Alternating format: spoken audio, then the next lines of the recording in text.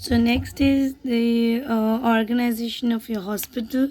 So a large hospital will be having a body of council. You can say the governing council or the board of trustees.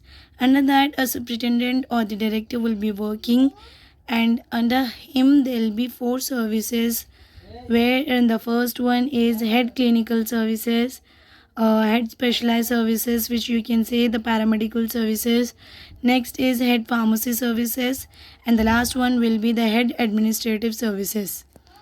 So in head clinical services, so first one will be medicine, surgery, radiology, pathology, clinical laboratory, blood bank, research laboratory. Next will be in paramedical services, nursing services, dietary services, physiotherapy, medico social and medico legal services, and central sterile services. Whereas in head pharmacy services, manufacturing, drug purchase, drug information, therapeutic monitoring, medical record keeping. So beside this, the head pharmacy services will be having three divisions: the hospital pharmacy services, then medical record keeping, and then stores will be there. So first one is administrative services. So in this, the committees will be regularly conducting. So in this, the committees will be conducting meetings, and they have to forward their recommendations or the ideas to the council or to the board of directors. Then these recommendations will be considered, approved, modified, or rejected. If these recommendations, what they have forwarded, if the board of directors agree, then they will consider it, approve it, and implement it. And if they are rejected, then there will be no implementation or anything else. And if they like the ideas or the recommendations, then they will consider it, modified it, and then they'll approve and implement it.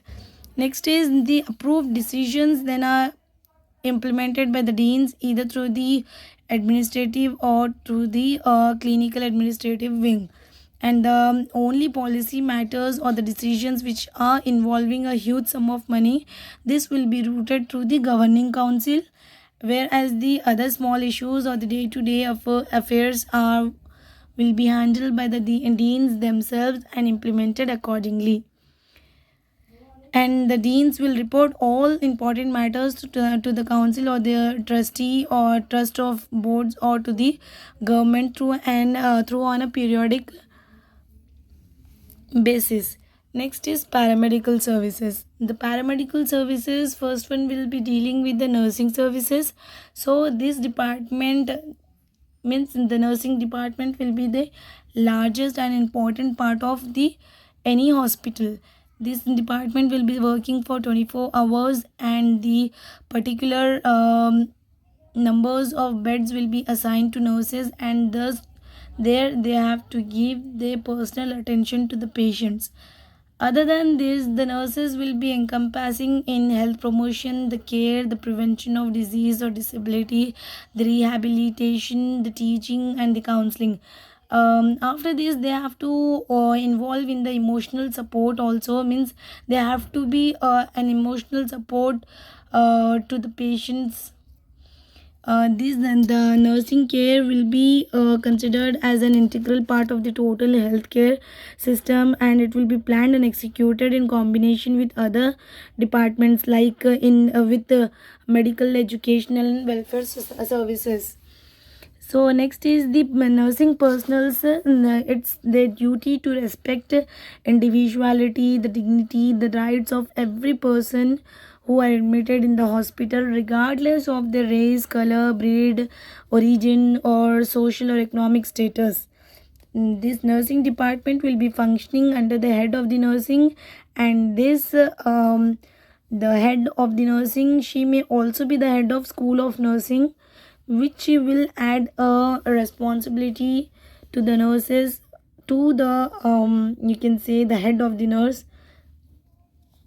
Next is outpatient services. Outpatient services will be provided by the large hospitals, and even by the small hospitals also, but Here we are looking for a large organization, so the outpatient service and the outpatient services, or you can say the outpatients, they will come for the major or the minor illness.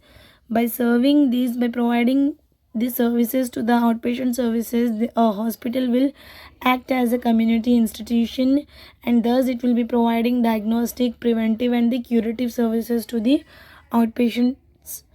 Next is central supply services. In central supply services, this department will be dealing with the supply of all type of all sterile items which will be required by the nursing units. It will be including sterile linen, sterile kits, operating theater packs, needles, syringes, etc.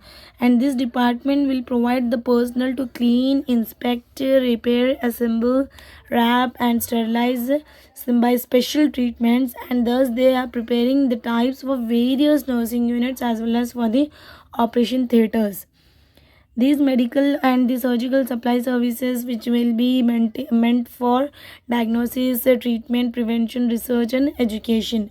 And it also involve a procedure where the first one will be the collection, next processing will be there, addition to the processing, storing and issuing will be there. So these, the collection, the processing, storing and issuing will be against the indents form, and it will be um, having qualified and skilled personals for its maintenance. Next is dietary services. So this dietary services, or you can say this function will be this service will functions under the nutrition department, and it will be organized in such a way that it will effectively apply the principles of science of nutrition, and to the preparation of the palatable and the appropriate food. And in these services will also be the charge will under be the charge of a qualified personnel, and this qualified personnel will be supported by other adequate number of dietitians, technical and clerical staff. And the dietitian will generally responsible for recording the dietary histories of the patients, especially with the food allergies, and for those patients who are unable to accept limited the food schemes, and interviewing the patients and ascertaining their habits. Next is medical social service department. In this department, the provider will provide an important liaison between the hospital and the patient and his relative. It means that this department will act as a liaison, act as a link between the hospital and the patient, or you can say between the hospital and his relative. And the qualified social worker will represent this department, and it will mainly focus on the social aspects of the patient and his family. And the provider from this department will provide information on the patients regarding the risk and benefits which will be related to the medical and surgical treatments. Next is medical services. So medical services will mainly be involving diagnosis and the treatment of the diseases, whereas some other medical services like medical staff is the chief and the other, and help a main medical staff for diagnostic and treatment purposes.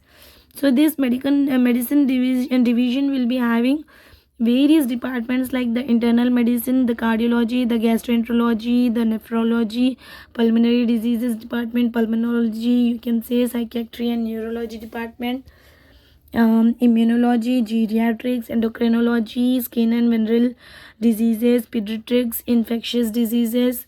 So these will be the medical services. Now next is radiopharmaceuticals. So radiopharmaceutical services or a department will be one of the most important service in that branch of medicine. It will be dealing with the diagnostic and therapeutic application of the radiant energy. Here chiefly we are using the radiant energy in the form of Roentgen, X-rays and radium, and this department will be headed by an MD, a radiologist, and these services will be performed only on the receipt of a return order by a member of medical staff. So here only upon receiving a return order from a medical staff, these services will be performed. and it includes the utilization of various equipments like sonography, X-ray, ECG, CT, etc.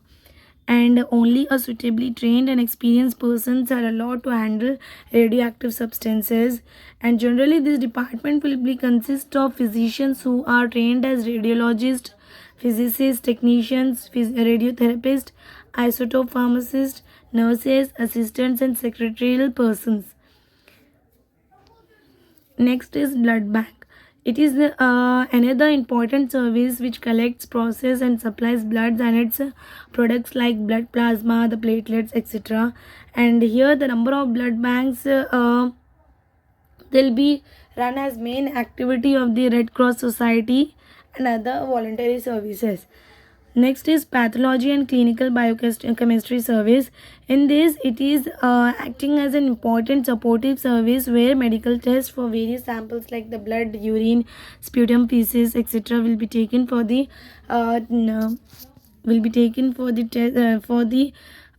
checking of the presence of pathogenic infection, and it will be checking an abnormality in the biochemical parameters also like the sugar, urea, etc.